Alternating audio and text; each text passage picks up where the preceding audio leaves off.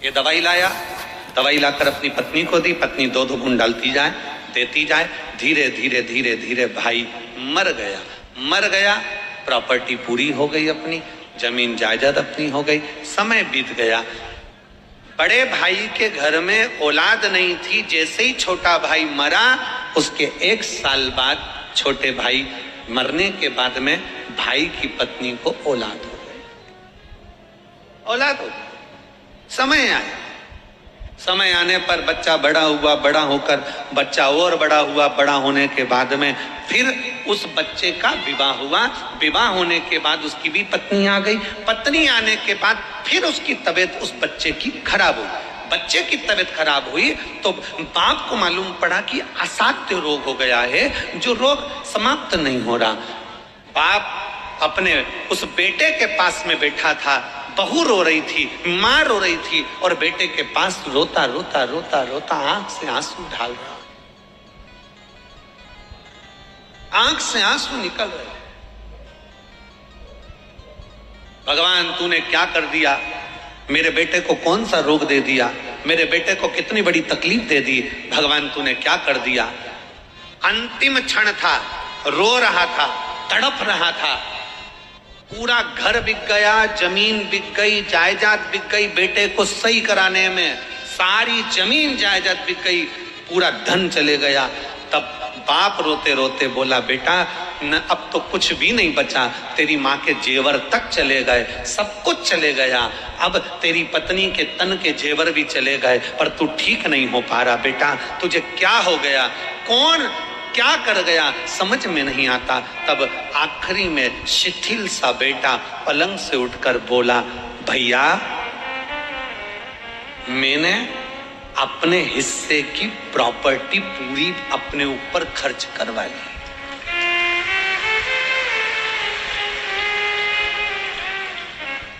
मैं तेरा भाई, जन्म लिया तेरे ही घर में, तुझसे ही खर्च करवा कर जा रहा हूं। कर्म की गति बड़ी विचित्र है, इसलिए शिव महापुराण की कथा कहती है कि तुम 7 दिन में 7 बार में, बुधवार, गुरुवार, शुक्रवार, शनिवार, तुम्हारी मर्जी पड़े जो करो, पर इतना जरूर करो कि हम किसी का बुरा ना करें। मालूम पड़े कि तुम लोगों का बुरा करते रहो और फिर विचार करो कि बुधवार को मैं ये नहीं करूंगा, गुरुवार को मैं ये नहीं करूंगा, शनिवार को मैं ये नहीं करूंगा, आज मेरा शनिवार, आज मेरा गुरुवार। महाराज शिव महापुराण की कथा कहती है 7 वार मेरे शंकर के हैं, सारे दिन शंकर के हैं, हर घड़ी शंकर की है, हर पल शंकर का है, हर क्षण शंकर का है। बस निवेदन इतना है कि 7 वार में तुम्हारी मर्जी पड़े जो करो, पर इतना याद रखो कि किसी का बुरा मत करो, किसी के लिए अपशब्द मत कहो, किसी के लिए ताने मत दो, किसी को गाली मत। कर्म की गति का भोग हमें भोगना है।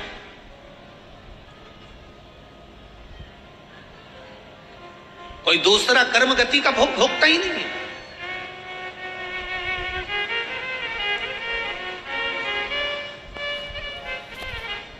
क्यों आते हैं इतने शिव भक्त?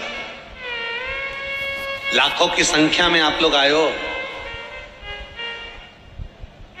लाखों की संख्या में आप लोग आए हो और पूरी रात से आ रहे हो। पंडाल में जगह नहीं, धूप में बैठे हुए हो। किसी के पास छाता है, किसी के पास नहीं है, पर तो आप अपनी दरी बिछाकर रात भर बाबा का कीर्तन कर कर भोलेनाथ का नाम जप करते हुए पूरी रात से बैठे हो। एक जैसे इंतजार कर रहे हो, शिव पुराण चालू होगी, भगवान शंकर की कथा प्रारंभ होगी। क्या है शिव पुराण में?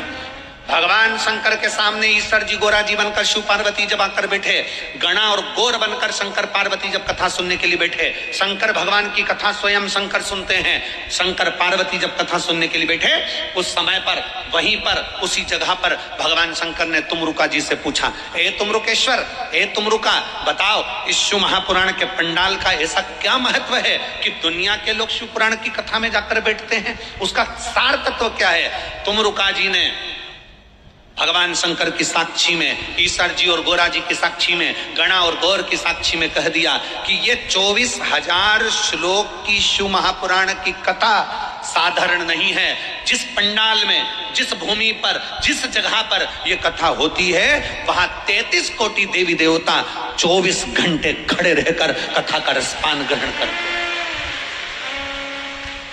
ये 24,000 श्लोक की शिव महापुराण की कथा 24 घंटे देवताओं को खड़ा रखकर भगवान शंकर के विरल कथा का रसपान करते हैं।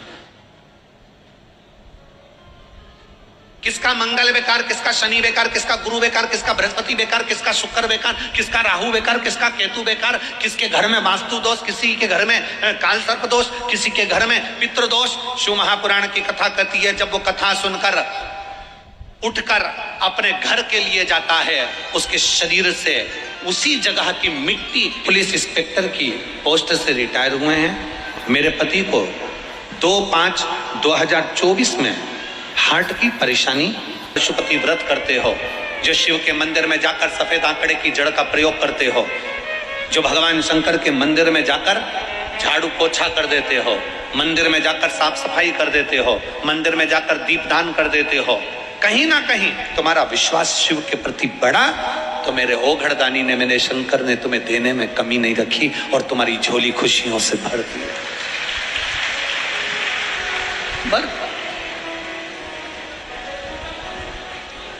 प्रतिदिन अच्छा सोचो, अच्छा विचारो, अच्छा करने का प्रयास करो। अच्छा सोचिए, अच्छा विचारिए और अच्छा करने का प्रयास करिए। हमारा नियम है, हम हमारे भोले बाबा की सेवा करते हैं, हमारे ठाकुर जी की सेवा करते हैं, हम हमारे शंकर जी की सेवा करते हैं, सालिग्राम जी की सेवा करते हैं, लड्डू गोपाल जी की सेवा करते हैं, कल्लू जी की। तो हमारा नियम है, हम रोज प्रतिदिन इस व्यासपीठ पर आते हैं, तब व्यासपीठ से जाते हैं, तब रोज झोली पसार कर, आपने देखा भी होगा कि हम झोली पसार कर प्रणाम करते हुए एक ही चीज कहते हैं, मेरे बाबा किसी स्त्री की, किसी महिला की गोद खाली मत रखना और किसी पुरुष की जेब खाली मत रखना। बस इतना ध्यान रखे मेरे बाबा, इतनी कृपा करना, इतनी दया करना, इतनी करुणा करना कि किसी स्त्री की, किसी महिला की गोद खाली ना रहे, किसी महिला की गोद खाली ना रहे, इतनी कृपा करना, इतनी दया करना, और किसी पुरुष की जेब खाली ना रहे। ये करुणा करिए आप। जिस महिला की गोद खाली रहती है उसको जगत में सुनना बहुत पड़ता है। बताओ, बांझ है, संतान नहीं है, औलाद नहीं है, 8 साल हो गए, 10 साल हो गए, 15 साल हो गए, लोग अपशब्द पर अपशब्द कहते हैं। पुरुष से नहीं कहते, स्त्री को ज्यादा टॉर्चर करते हैं, महिला को ज्यादा टॉर्चर करते हैं, महिला से ज्यादा करते हैं। इसकी संतान नहीं, इसकी संतान नहीं, इसकी संतान नहीं, उसको सुनना पड़ा। और जिस महिला की गोद खाली है उसको जगत के ताने सुनना पड़ता है, और जिस पुरुष की जेब खाली है, जिसके पास धन नहीं होता ना, जिस पुरुष की जेब में पैसा नहीं होता ना, उसके घर में उसका इज्जत नहीं होता। जिस पुरुष की जेब में पैसा नहीं होता ना, परिवार वाले भी सम्मान नहीं देते। सगे 4 भाई हैं, 3 भाई अगर काम पे लगे हैं, पैसा है, और एक भाई के पास पैसा नहीं है ना, तो उसको कोई पूछेगा भी नहीं कि शादी यहाँ करें कि नहीं करें, लड़के की शादी है या जमीन जायदाद का फैसला है या कोई दूसरा फैसला है, उससे नहीं पूछा जाता, क्योंकि उसके पास कुछ है ही नहीं, तो क्या पूछेंगे उससे।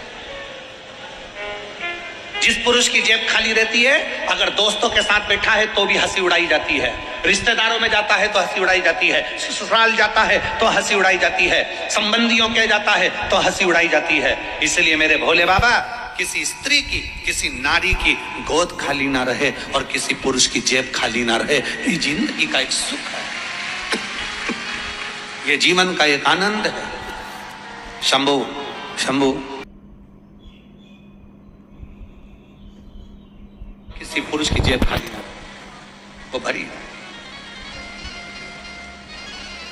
शंकर बाबा के मंदिर, मेरे शिव के शिवालय में, मेरे शंकर का देवालय, मेरा शिव का शिवालय जीवन में खुशियां देने वाला है, खुशियां, आनंद देने वाला है, सुख देने वाला है। कभी मौका मिले जिंदगी में, सीहोर कुबेरेश्वर धाम पर आप जब जाएं, जब मौका मिले और कुबेरेश्वर धाम की पवित्र भूमि पर, भगवान शंकर की पवित्र भूमि पर जब जाएं, भगवान शिव की चौखट पर जब जाएं, साउंड वालों की भी आदत होती है, अच्छा साउंड चलता रहेगा तो उसमें उंगली कर देते हैं कि गड़बड़ कर दो।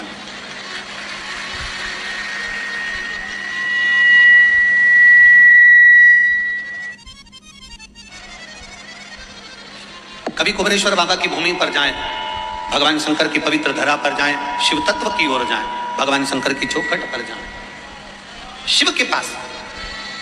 कुबेरेश्वर बाबा की पवित्र भूमि पर जब पहुंचे तो अपने दिल से बाबा को प्रार्थना कर जब कंकर शंकर को वहां से उठाकर जब कंकर शंकर की पूजन करें तो बाबा से अपने मन की बात जरूर कहा करो, प्रतिदिन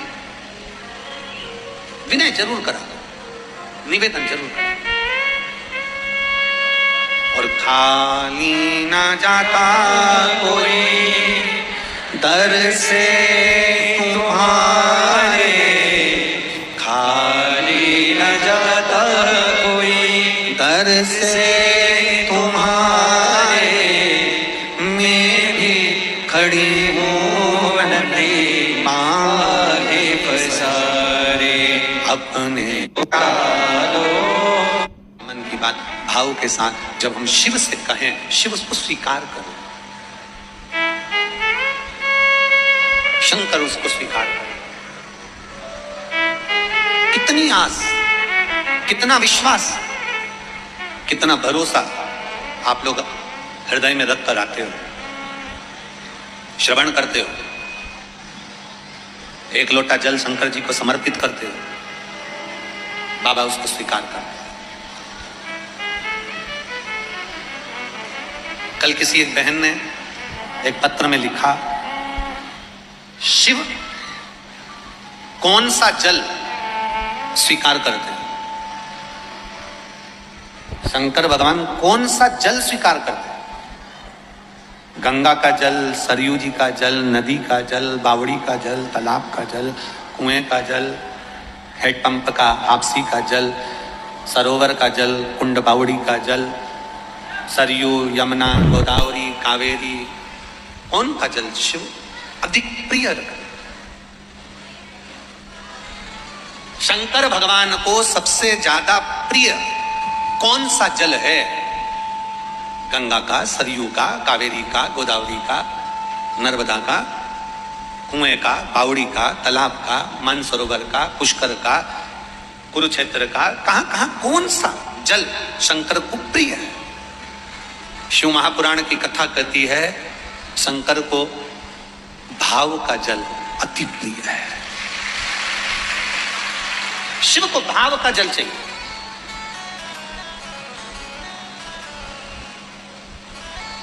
एक लाइन पहले आप लोग भजन में गुनगुनाते थे, भगत के बस में है भगवान, भगत के वश में है भगवान, भगत बिना ये कुछ भी नहीं है, भगत बिना ये कुछ भी नहीं है, और भगत है की जान, भगत के वश में है भगवान। फिर आगे उसमें कहा, भाव बिना ये कुछ भी नहीं है, भाव बिना ये कुछ भी नहीं है, और भाव से रीझे शाम, भगत के वश में है भगवान, भगत के वश में है भगवान। भगवान को केवल तुम्हारा भाव चाहिए, भगवान को तुम्हारी निर्मल भक्ति चाहिए, भगवान को तुम्हारा विश्वास चाहिए, भगवान को तुम्हारा नूतन हृदय चाहिए, शुद्ध भाव चाहिए। भगवान बिना भाव के कभी रीझता नहीं है।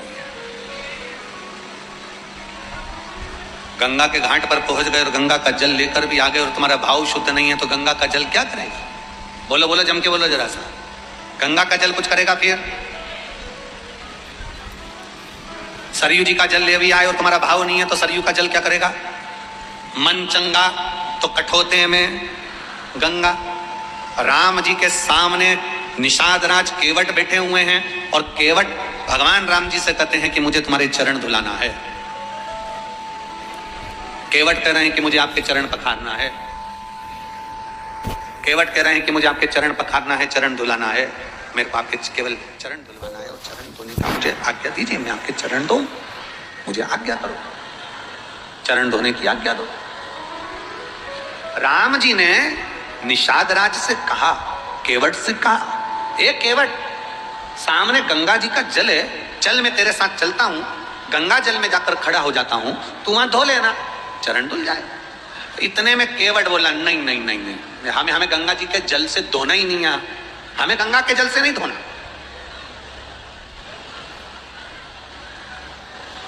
हमें गंगा के जल से तुम्हारे चरण धोना ही नहीं है। तो भगवान राम जी ने पूछा कौन से जल से धोएगा? जो शिव महापुराण की कथा कर रही थी वही मेरे राम जी ने केवट से कहा है। बहुत ध्यान लगाकर सुनना। हमने कई बार कथाओं में कहा मंदिर का जल लेकर मंदिर में मत चढ़ा। बोला कि नहीं बोला?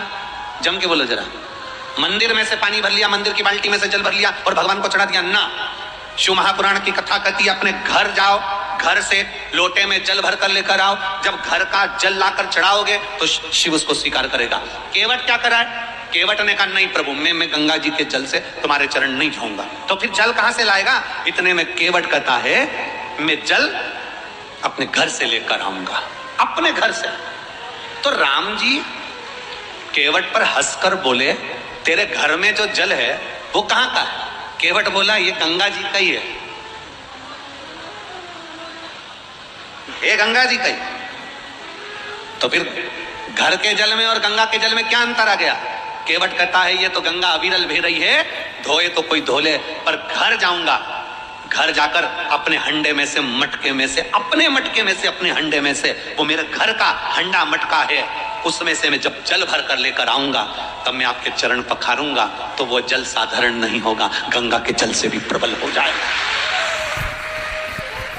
जिसने रामचरितमानस सुनी है, जिसने रामायण पढ़ी है, केवट अपने घर गया, घर जाकर अपनी पत्नी को आवाज लगाया कठोता कहाँ है? कठोता जानते हो? जम के तो बोलो जरा, जानते हो? कठोता मतलब आटा उसनने का बर्तन, पात। हमारे यहाँ सीहोर में उसको परात कहते हैं।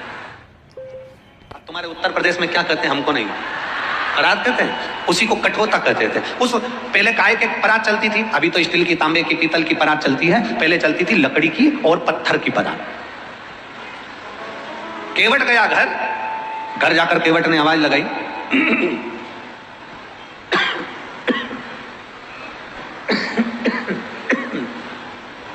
घर जाकर केवट ने आवाज लगाई और केवट ने घर जाकर जब आवाज लगाई पत्नी को सुनती है। धर्मपत्नी ने पूछा क्या हुआ? केवट ने आवाज लगाकर कहा कठोता कहाँ है? कठोता। पत्नी बोलती वो रखा। केवट बोला ये तो पत्थर का है। मेरी दादी के हाथ का कठोता कहाँ है?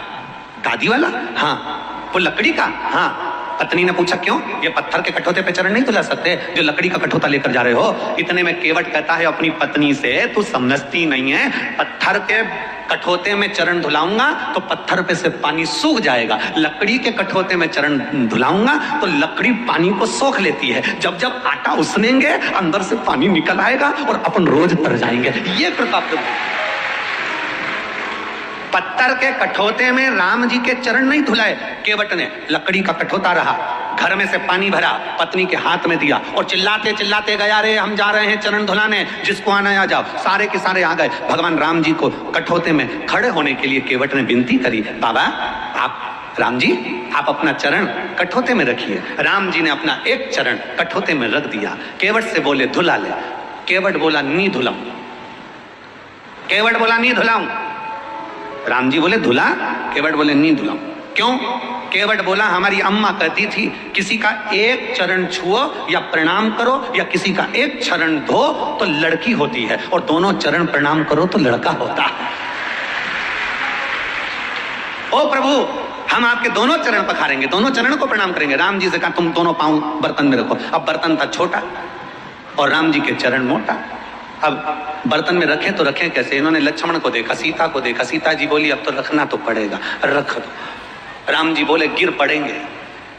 लक्ष्मण जी बोले आप चिंता मत करो, हम शेषनाग जब पृथ्वी को संभाल सकते तो तुम्हें भी संभाल लेंगे, तुम गिरोगे। तुम तो रखो, पांव रखो अंदर, तुम रखो तुम्हारा पांव अंदर। और भगवान राम ने दोनों पांव रख दिए, दोनों पांव। और रखने के बाद इधर से लक्ष्मण जी पकड़े, इधर से सीता जी पकड़ी। इतने में केवट बोला नहीं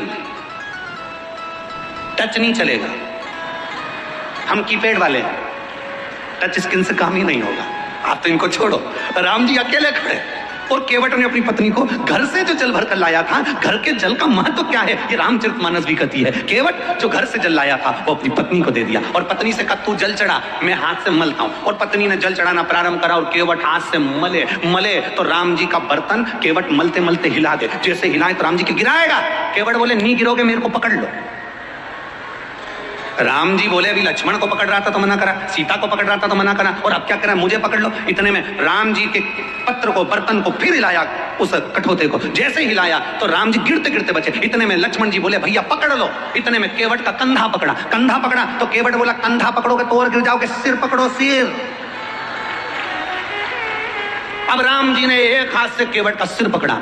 केवट भी पक्का भगत था, उसने सोच लिया था ये नारायण है, एक हाथ तो किसी पे भी रख देंगे, दोनों धरवाना है, दोनों धरवाना। और केवट ने चाल चली, चरण धुलाते धुलाते अपनी बार पर हाथ को पूरा ही मोड़ दिया। जो कठोते को मोड़ा, इतने में राम जी ने दोनों हाथ से पर रख दिए। केवट के सिर पर हाथ थे, देवता पुष्पों की वृष्टि कर दी है। अरे धन्य है, रे धन्य है। इतने में पत्नी ने पूछा ये दोनों हाथ तुम्हारे सिर पर कैसे आ गए? केवट ने कहा अगर गंगा जी के जल से धुलाता तो एक ही हाथ आता, घर से जल भर कर लाया इसलिए दोनों हाथ सिर पर आए। ये दोनों हाथ सिर पर।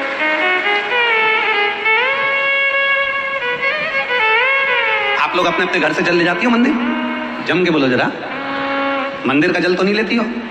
अगर मंदिर का जल ले होगी तो 1 रुपया जमा करना है दान पेटी में, क्योंकि पंडित जी ने पानी भर के रखा, मोटर चली, लाइट का सबका मिला के 1 रुपया दान पेटी में डालो, तब मंदिर का पानी लो।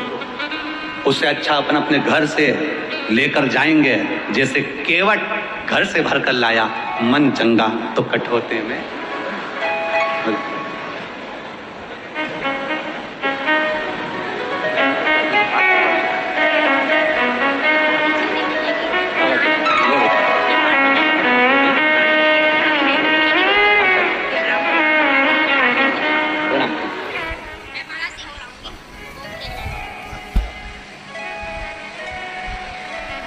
शिव तत्व हो,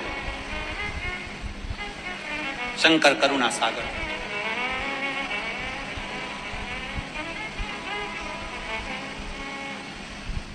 और जब शिव के लिए लोग कहते हैं कौन सा जल श्रेष्ठ है महाराज? एक महिला ने पत्र में लिखा था कल, गंगा का, यमुना का, सरयू का, कावेरी का, नर्मदा का, बावड़ी का, तालाब का, समुद्र का, कुंड का, सरोवर का, हेडपंप का, कौन सा जल श्रेष्ठ है? कौन सा जल श्रेष्ठ है? जम के बोलो जरा।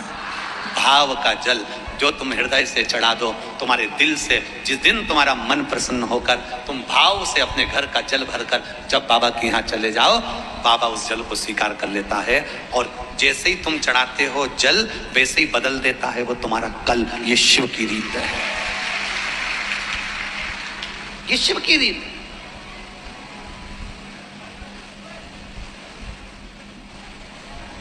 शंकर खाली नहीं छोड़ता।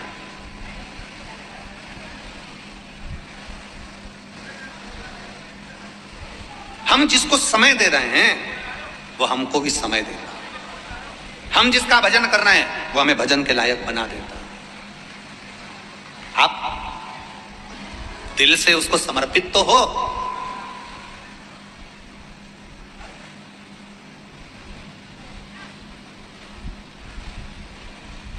संसार में तुम्हारे जाने पर लोग स्टेटस पर, व्हाट्सएप पर मिस यू लिखने वाले ढेर मिलेंगे, ढेर। हमारा निवेदन है इस व्यासपीठ के माध्यम से, हापुड़ की इस पवित्र भूमि से, किसी के जाने पर मिस यू लिखने से अच्छा है उसके होने पर लिख दो विथ यू मैं तेरे साथ हूं।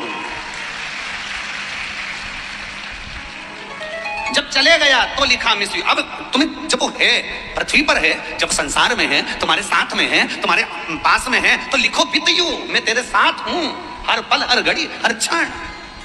और मेरा भोले बाबा मृत्यु लोक का देवता है। ब्रह्मा ब्रह्म लोक में रहते हैं, भगवान विष्णु बैकुंठ लोक में रहते हैं, इंद्र इंद्र लोक में रहते हैं, गरुण वरुण अपने अपने लोक में रहते हैं, पितर पितर लोक में रहते हैं, देवता अपने लोक में रहते हैं। मेरा शंकर भगवान इसी मृत्यु लोक में रहता है, इसी पृथ्वी पर रहता है, इसलिए वो मिस यू नहीं विथ यू है, वो तुम्हारे साथ में है।